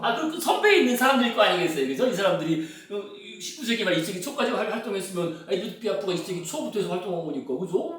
더 파리의 카페들 이런 데서 노래했을 거 아니겠어요, 에디트 피아프도, 그죠? 그러니까 다 그 뭔가 열정적인 이런 게 그래서 온 거라고 보시면 되겠습니다. 오죽했으면 간지간지라고 할수 어쨌든 드가가 좋아했던 그런 가수입니다. 그래서 이런 걸 보시면요, 이런 게 그죠? 그로테스크하다. 그로테스크하다는 말 아시죠? 기억하실까요, 이게? 그로테스크 그죠? 여기 썼죠? 그로테스크. 괴상하다, 기이하다, 기괴하다, 흉측하다, 우스꽝스럽다. 이제 원래는 이게 그 로마 시대의 지하 무덤을 뜻했어요. 지하 무덤에 그려진 어떤 그런 그림들. 로마 시대 지하 무덤. 끔찍하잖아요, 그죠? 그래서 그런 좀 기괴한 그런 기괴하고 음침하고 이런 거. 그래서 그로테스크라는 단어 그런 건데 요런 게 약간 좀 그렇다는 거죠. 그래서 요게 우리가 뚫루즈 로트렉 바로 보시면요, 저기 213페이지, 213, 그죠? 가운데 로트레크라고 돼 있죠? 이런 그림들, 그죠? 물랭 루지에서라는 이런 그림, 이런 이제 그 비슷한, 그죠? 그 얼굴, 그죠? 인공 조명에서 이렇게 표정되는 이게 꼭 그 어떤 그 서커스 광대처럼 표현되는데, 그죠? 얼굴이. 근데 서커스 광대가 아니라 인공 조명, 그죠? 물랭 루지 인공 조명에 의해서 이런 거기 여 배우 그 댄서입니다. 아마 댄서의 얼굴이 그렇게 그로테스크하게 이렇게 표현 이게 좀 비슷하죠, 그죠? 여기 보시는 거랑, 그죠? 이렇게, 그죠? 롯데렉으로 이렇게 이어진다. 이렇게 보시면 되겠습니다. 정말 그로테스크 이런 게 이제 그로테스크하다는 거예요. 그죠? 그로테스크하다. 딱 볼 때는 야 이거 뭐 무슨 광대 아니냐, 그죠? 광대처럼 보이잖아요, 그죠? 이 그림만 보면 롯데렉 그림이거든요. 근데 광대가 아니라 인공 조명의 그런 그림. 그런 초록빛 같은 것도 막 나고 했나 봅니다. 저도 뭐 가스등을 직접 본 적이 없어가지고요. 가스등 효과를, 그죠? 이것도 지금 벌써 초록빛 그런 효과예요. 이게 원래 이 색깔 자체가 초록색인 게 아니라, 그죠? 아까 봤지만 기둥이 이게 인공 조명에 의해서 아마 인공 조명과 어떤 뭐 석양과 뭔가 해서 나타나는 그런 효과라고 볼 수 있겠습니다. 가스등에도 약간 여기 분홍색으로 표현되어 있네요. 자, 이렇게 카페. 사실 카페 중에 물론 제일 유명한 그림 바로 이 그림이죠. 그죠? 카페, 그죠? 압생트. 그래서 우리가 압생트라는 그림, 요거까지 보시면 될 것 같습니다. 압생트라는 워낙 유명했어요. 202페이지. 요걸 또 상세히 또 볼 필요가 있어요. 요건 그냥 딱 보면은 뭐 이런 거 아니야 할 수 있는데, 이게 할 얘기가 많죠. 이제 압생트가 요게 또. 그죠? 그래서, 압생트. 처음 제목은 뭐 카페였어요. 뭐 사실 뭐 제목은 별로 중요한 게 아닙니다. 근데 압생트라고 알려진 게 또 이유가 있는 거죠, 나름. 이게 이 술이 이제 압생트 술이기 때문에 그런데요, 술, 그죠? 요건 물이고, 그래서 물에다 희석시켜서 먹는 거예요, 이게. 물을 타가지고 너무 독하니까. 그래서 장소는 이제 카페 누벨아텐입니다. 그러니까 원래는 카페 게르보에서 모이다가 전쟁 끝나고, 프로이센 전쟁 끝나고, 새로 모였을 때는 좀 옮겨가지고 카페 누벨아텐 새로 생긴 좀 더 깔끔하고 넓은 데로 옮겨서 그 사람들이 인상파들이 모였던 곳입니다. 카페 누벨아텐. 이게 무슨 뜻이라 했습니까? 누벨아텐. 아테네. 아테네. 새로운 아테네라는 뜻이에요. 그리스 아테네. 새로운 아테네다 그런 뜻입니다. 새로운 아테네. 그래서 드가의 작품 중에서 이제 가장 많이 알려진 작품이죠. 이게 교과서, 뭐 사회 교과서도 많이 나오고요. 이런저런 세계사 책에도 나오고 하는 많이 알려진 작품입니다. 드가 작품 중에서. 그래서 일반적으로 이제 왜 알려졌느냐? 딱 이것 때문이죠. 이게 바로 현대인들의 그 모습이다. 현대를 살아가는 현대인들의 삶에 만연한 소외, 그죠? 인간 소외, 그죠? 서로가 서로를 소외시키고 있는. 그러니까 서로 그때도 말씀드린 것처럼 이 둘이 서로 아는 사람입니까? 모르는 사람이겠습니까? 당연히 서로 아는 사람이겠죠, 둘이. 그죠? 뭐 무슨 관계인지는 모르지만, 이게 뭐 부부일 수도 있고, 연인일 수도 있고, 아니면 그냥 뭐 직장 동료일 수도 있고, 하지만 어쨌든 모르는 사람은 아니라는 거예요. 모르는 사람이 이렇게 앉아있는 건 아니고, 아마 서로 아는 사람일 텐데, 뭐 서로 정서적인 교류도 없고, 그죠? 그 같은 게 없는 그냥 서로가 서로를 소외시키는 그런 여기 쓴 것처럼 함께 있으면서도 외로운 삶. 그렇다는 거예요. 둘이 아니까 함께 있긴 한데 또 카페에서 만나서 함께 뭐 술도 마시고 커피도 마시는데 함께 있으면서 외로운 삶이라는 거죠. 그래서 이게 이제 드가가 설정한 게요.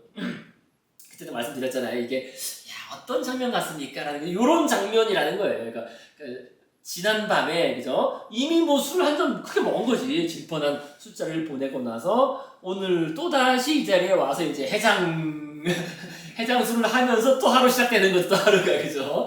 해장술 마시고 또 2차 가고 3차 가는 식으로 그런 식의 장면인 거예요. 딱 보면 좀 그런 티가 나죠. 특히 남성이라, 그래서 완전히 정돈되진 않는 듯한 나름 뭐 체련은 입었지만은 완전히 정돈되지 않은 좀 어제의 여파가 좀 남아 있는 그죠? 그래서 이제 한 오후 늦지막히 다시 출근해서 카페 출근해서 한 잔 시켜가지고 근데 아직 시작을 안 했죠. 이제 시작할 생각이죠, 그죠? 이제 그죠? 술 아직 안 마셨죠, 그죠? 술잔이 꽉 차 있잖아요, 그죠? 자, 그래서 뭐 어제 마시고 다음날 또 모였는데 만나서 이렇게 한잔 하려고 했는데 어쨌든 함께 있으면서도 외로운 삶이라는 겁니다. 그래서 결국 이거를 잊을 수 있는 유일한 방편은 이런 상황 그죠? 현대적 소외를 잊을 수 있는 외로움을 잊을 수 있는 유일한 방편은 뭐 독한 술 마시는 거죠, 그죠? 술 뿐이다. 자, 그래서 이 여성 모델, 남성 모델 얘기도 잠깐 드리겠습니다. 자, 그래서 그림 이렇게 잘 기억해 두시고요. 어쨌든 여기서 가장 많이 나오는 대중적으로 가장 많이 얘기되는 게 이 지그재그 구도죠. 그래서 이 책상을 이렇게 수평으로 놓은 게 아니라 이렇게 그죠? 하나 더 놓는 거. 그다음에 또 이것도 또 엇갈려 있어요. 여기서 다 이렇게 그죠? 엇갈려 있고 그다음에 모자 방향도 이렇게 여성은 이렇게 그죠? 다 엇갈려 있습니다. 또 다리도 그죠? 여성은 약간 앞으로 내밀었고 남자는 약간 뒤로 들어가 있고 그죠? 그다음에 시선도 좀 위로 약간 치닫고 있고 그죠? 이렇게 쳐다보고 약간 아래로 돼 있고 그죠? 이런 식으로 이게 다 엇갈려 있어요. 그죠? 뭐든지 다 엇갈려 있습니다. 자, 그래서 그렇게 보시면 되겠습니다. 일단 그 구도를 좀 이렇게 염두에 두시고 그다음에 그죠? 그렇게 염두에 두시고 일단 그래서 먼저 뭐 쉬운 얘기부터 여성 배우, 여성 모델, 근데 이 모델도 우리가 앞에서 봤던 그림입니다, 그죠? 여기 봤던 그림이죠. 요 두 개는 앞에서 봤었죠 우리가, 그죠? 지금 이 지금 모델 이 그림에서는 이렇게 연출돼 가지고 그래서 그렇지 나름 아주 전형적인 미인이에요, 그죠? 파리의 미인 여배우입니다. 그래서 만해 그림에서도 등장했는데 이렇게 만해가 요것도 카페 두 개 똑같죠? 그죠? 테이블이 그죠? 테이블이 똑같죠, 그죠? 테이블이 장소가 똑같은 곳에서 그린 겁니다. 그래서 드가가 저걸 그리니까 만해도 그럼 나도 그린다 해서 그린 거예요. 만해가 따라가지고 비슷한 연출 아니에요. 뭔가 술을 좀 압센트 대신 이번엔 자두 위스키로 바꾸고 그죠? 담배도 하나 딱 손에 끼고 이렇게 연출한 똑같은 배우를 써서 그린 그래서 이건 만해의 우리 앞에서 보긴 봤었습니다. 만해의 자두 또는 자두 위스키라는 그런 자두 브랜디라는 그런 그림이고요. 물론 가장 유명한 그림은 이거죠. 그러니까 이 배우도 대단한 거예요. 이 배우도 역사 이름이 남은 거예요. 이게 어떻게 보면은 이 그림 두 개로 그죠? 다른 그림은 뭐 다 필요 없고 이 그림하고 이 그림이 이제 그죠? 르누아르의 유명한 작품은 요즘 뭔가 뭔가 마시고 있는 요게 요 여성입니다. 그래서 르누아르의 이 대표작 중에 하나. 여기에서 이 모델로 등장을 했고 그 다음에 또 바로 이 압생트의 모델로 등장했기 때문에 역사 이름이 나온 거예요. 이게 대단한 거죠 나름 그죠? 나왔습니다. 자 그리고 또 이런 식으로 또 다른 그림에도 많이 등장을 합니다. 이런 식으로 나름 당시 파리 아주 멋쟁이 모델 배우였습니다. 자, 어쨌든 여성 모델은 얘기했고요. 자, 그 다음에 요게, 그러니까 그 당시의 평은 당연히 혹평이었어요, 혹평. 그러니까 드가의 압생트는 처음 전시되었을 때, 처음 전시된 게 제2회 인상주의 전시대 때 전시되었는데, 혹독한 뒤평, 추하고 역겨운 장면. 그러니까 한마디로 말해서, 야, 뭐 이런 걸 그리냐, 그죠? 애들 뭐 지금 술 취해서 맛 가고 뭐 이런 거, 왜 뭐 이런, 그게 이제 우리 기존의 관념 아니에요. 기존의 관념 그림은 그냥 보기 좋은 거 보기 좋게 그려야지, 그죠? 보기 좋은 거를 보기 좋게 그려. 그래서 그 얘기 쓴 거잖아요. 거기 왜 드가가 말한 게 203페이지 여기서 둘째 문단 끝에 문장, 그죠? 203페이지 위에서 203페이지 술집 그림, 그죠? 술집 그림 그 끝에 있잖아요, 그죠? 그러니까. 이거 한번 읽어보실까요? 드가의 술집 그림, 이 압센트이니까요. 드가의 압센트단을 보면 역시 인물들이 한쪽 구석에 치우쳐 있는데 이 그림을 그리고 있는 화가가 위치한 탁자 모퉁이의 사선인 지그재그 선이 균형을 맞추고 있다. 이 작품은 스냅샷인 같이 각각스러운 느낌을 주고 있지만 이게 핵심적이라는 거죠. 그러니까 이건 사진은 아니라는 거예요. 다 의도됐다는 거죠. 그래서 사진은 이런 장면을 순간적으로 딱 캐치해서 고정시키겠지만 사진하고는 달리 미술은 여기에 의도를 집어넣어서 그린다는 거예요. 그게 다르다는 겁니다. 드가가 말하는 게요. 그래서 이것은 현대인의 삶을 꾸미지 않고 자신을 사는 성공했다. 근데 이게 지금 저자가 정확히 쓰지 못한 거죠. 이 잘못 쓴 게 아니라 이게 물론 그 현대인의 삶을 의도를 가지고 재구성해낸 겁니다. 드가는 자신의 죄를 미화하지 않았으며 압센트자를 앞에 하고 앉아 있는 남녀의 모습을 적나라하게 사실적으로 묘사하고 있다. 그는 미술이란 누군가의 마음에 들 목적으로 그려서는 안 된다고 말했다. 그러니까 이 그림 때문에 그렇다는 거예요. 이 그림. 그래서 이 그림 그렸을 때 바로 야 이거 뭐 이게 뭐 예쁘지도 않게 그렸고 당연히 예쁘지도 않은 뭐 술 마시는 뭐 이런 장면 이거 뭐 이상의 또 균형도 안 맞게 말이죠. 그죠? 이런 걸 왜 그리느냐. 그래서 이런 말이 나왔다는 거예요. 그냥 그죠? 추하고 역겨운 장면처럼 뭘 그리냐. 그죠? 근데 이렇게 마음에 들지 않는 장면을 왜 그리느냐? 마음에 들지 않는 장면을 왜 마음에 들지 않게 그리느냐? 근데 미술은 그게 아니라는 거예요. 그게 마음에 들 그림이 아니라는 거죠.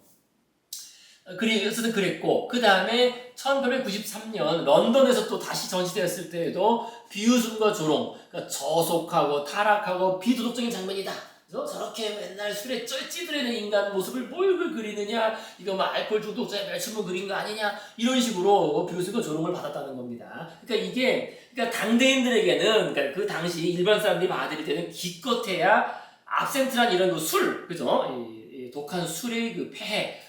술 마시면 저렇게 알코올 중독자 되고 저거 술에서 중독돼서 못 빠져나오고 해봤자 그 정도 저렇게 인생 피폐해진다 라는 정도 그런 그림 정도로 받아들였다는 거예요. 근데 이게 그 당시 사람들의 생각인 겁니다. 기본적인 생각. 그림은 기본적으로 보기 좋던가 아니면은 좋은 예술 작품은 거기 어떤 그 도덕적인 그 교훈, 그러니까 아름다운 그림은 우리가 저렇게 살아야 된다라는 교훈인 것이고, 그죠? 아름답게 예쁘게 살아야 된다는 것이고, 뭐 이런 그림은 이런 어떤 교훈, 저렇게 살면은 망한다, 그죠? 그런 걸 담고 있는 건데 굳이 저거를 저렇게 그래서 추하고 역겹게 그리면서까지 이런 그림을 그릴 필요가 뭐 있느냐라는 이런 얘기라는 겁니다. 그래서 그 당시 사람들한테 이런 그림이 오히려 더 그냥 받아들였잖아요. 이런 그림이 나름 이런 그림이. 도덕적 교훈을 담는. 이것도 똑같은 압센트인데, 압센트를 마시는 사람, 이게 초록색이 초록색 어떤 여성 나체를 그렸잖아요. 초록색으로. 그러니까 이게 초록빛 압센트가 그 당시 별명이 사람을 홀리는, 그죠? 홀리고 이제 이게 좀 맛이 가잖아요. 그죠? 그런 유혹, 중독, 환각, 타락, 파멸 시키는 그런 술이다. 그죠? 라는 그런 그림. 뭐 이런 그림 정도면 모를까? 뭘 그리냐 그런 얘기입니다. 자, 그래서 그 정도로 받아주셨는데요. 근데 그다음에 이제 압센트 술 얘기를 안 할 수가 없죠. 근데 이게 압센트 술 자체도 중요하지만은요. 이게 우리나라도 똑같은 거예요. 이게 그 근대화 과정, 현대화 과정을 보면은요. 이게 다 같은 과정이라는 겁니다. 그러니까 현대화가 되기 전에는 프랑스 사람들이 뭘 마셨겠어요? 술하면은 프랑스니까 당연히. 포도주죠. 그냥 뭐 농사 짓고 뭐 포도주 마시고 뭐 이런 거 그죠? 근데 그 우리나라는 옛날에 당연히 농사 짓다가 막걸리 탕주 마시던가 뭐 이런 거잖아요. 그죠? 근데 이게 사람들이 공장 다니면서부터 어떻게 됐어요? 공장 다니고 회사 다니면서부터 우리나라 소주 원래 없던 건데 이게 쉽게 그냥 희석식 소주 아니에요. 그러니까 쉽게 말해서 그죠? 이게 똑같은 거예요. 이게 그 과정에 그렇게 이해하시면 되는 겁니다. 그러니까 이게 압센트라는 게 뭐 특별히 뭐 나온 술이 아니라 이 산업화 과정에서 근대화되는 과정에서 도시로 사람들이 몰리고 도시인들이 낮에는 정말 힘겨운 노동을 하고 그걸 저녁 때 잊기 위해서 뭔가 한잔 하는 건데 이때는 당연히 어떻게 돼요? 이 전통적인 술하고는 또 다른 그죠? 새롭게 쉽게 만들어진 또 좀 더 센 그죠? 우리나라의 소주와 같은 그런 술이라는 거예요. 이 압센트가 그렇게 이해하시면 쉽습니다. 그래서 이게 확 유행으로 번졌다는 거예요. 이 프랑스의 19세기 그 산업화 과정에서. 그래서 뭐 사실 별건 아니에요. 압센트가 사실 똑같아요. 식물성 원료 쑥입니다. 쑥 핵심은 약간 쑥. 그래서 초록색이라는 거예요. 초록색 쑥하고 또 미나리과 어떤 식물 뭐 몇 개를 이렇게 식물을 그 향을 섞어가지고 그걸 기본 알코올이니까 기본 알코올은 뭐 뭘로도 만든다고 하더라고요. 뭐 포도주로도 만들고 뭐 감자로도 만들고 뭐 그러니까 똑같은 거죠. 소주랑 그죠? 그러니까 소주에다가 그냥 쑥향 비슷한 게 넣은 겁니다. 사실은. 그래서 그걸 증류해서 만들었는데 이게 세요. 알코올 농도가 45도 14. 그러니까 이게 지금 그냥은 못 마시고 아까도 말씀드린 것처럼 희석해서 물 타가지고 먹습니다. 근데 이게 쑥이 들어갔으니까 초록빛이 나가지고 초록 요정이라고 불렸고 그래서 그런 식으로 그림이 그려진 거예요. 이런 식으로 초록 요정 그려진 겁니다. 그래서 여기 지금 이 똑같이 좀 전에 말씀드린 그 얘기. 우리나라 산업화 과정에서 뭐 공장 일 끝나고 소주 마신 것처럼 똑같이 40년대부터 인기가 높아지다가 이제 파리 리모델링 이후에 생겨난 카페, 까바레, 술집 등에서 가장 잘 팔린 술이 되었고, 그렇죠. 우리나라도 가장 잘 팔린 술이 소주 아니에요, 그죠? 소주였잖아요.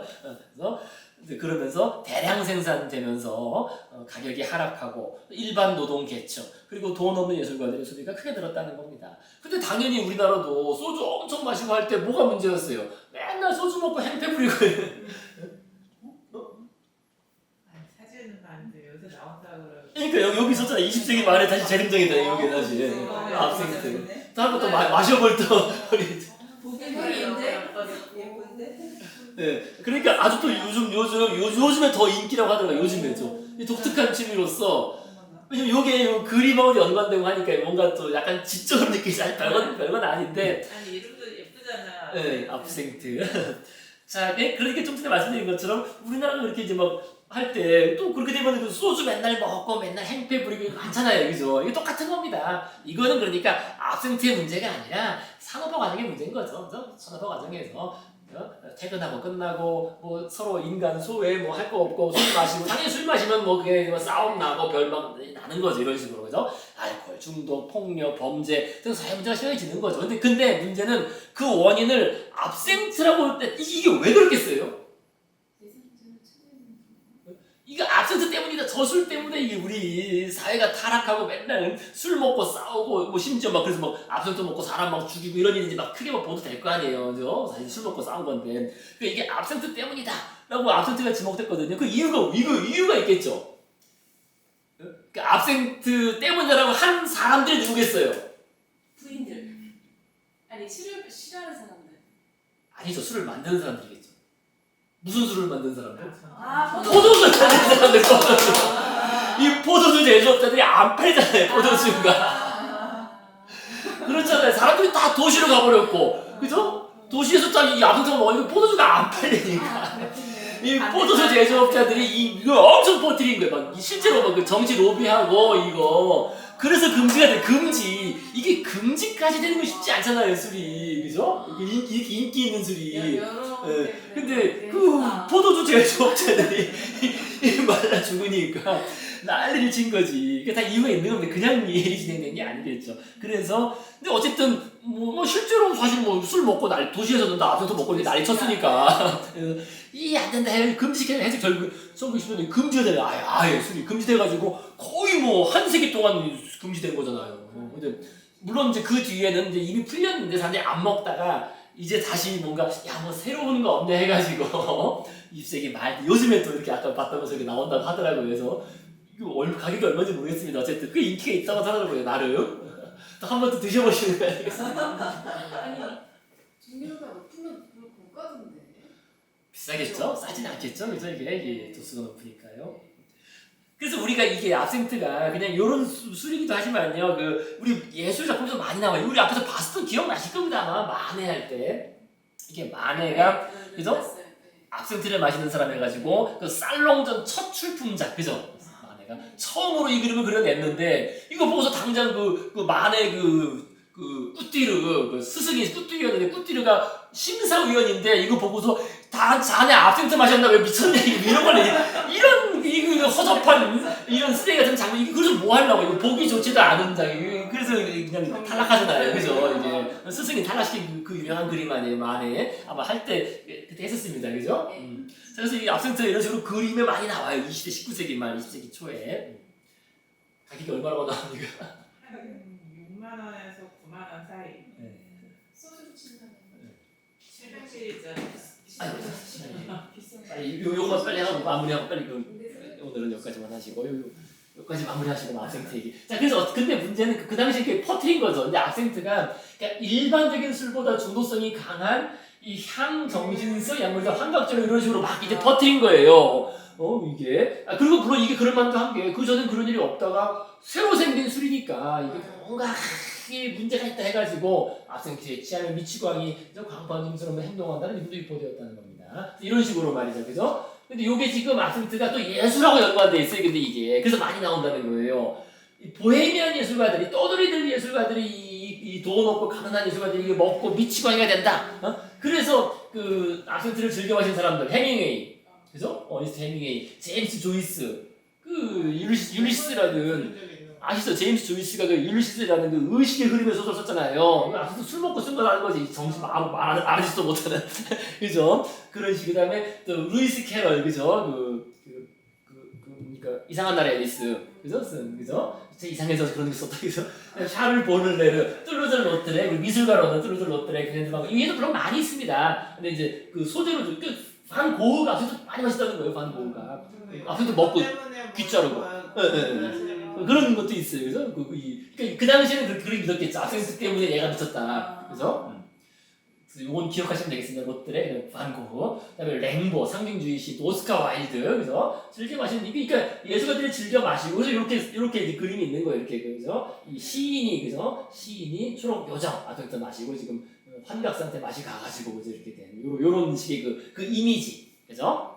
근데 요게 그 이미지랑 연결되는 거 아시겠죠? 그죠? 그 예술가는 어떤 천재성은 광기, 그죠? 광기, 뭐 마약, 알코올, 뭐 중독 이런 거랑 연결되는 그런 그 이미지 형성에 일부 기여했다는 겁니다. 자, 그래서 몇 가지만 하시고 마무리하시죠. 그래서 어쨌든 그래서 아까 말한 그 엘렌 앙드레 그 모델, 여성 모델은 나는 모델이긴 한데 괜히 내가 이게 이렇게 됐다가 압센트 중독자라고 낙인 찍히는 거 아니냐. 그 당시에는 그죠? 야, 그게 염려했다고 합니다. 그 모델이. 그래서 드가는 전시된 그림 밑에 이 그림에 연출되는 것이며 여성과 남성 모델 모두 알코올 중독 관련이 없다. 이렇게 이제 써놓은 거예요. 밑에다가 이 그림 전시할 때 이 여성과 그죠? 이 여성 그죠? 밑에다가 써놓은 겁니다. 이 두 사람은 연출된 거다라는 요즘 많이 나왔죠. 이 장면들 연출된 장면으로서 뭐 이렇게. 그래서 오늘 여기까지 하시고 다음 시간 압센트 또 이어서 좀 얘기 더 하도록 하시겠습니다. 자, 오늘 여기까지 수고 많으셨습니다. 네, 감사합니다.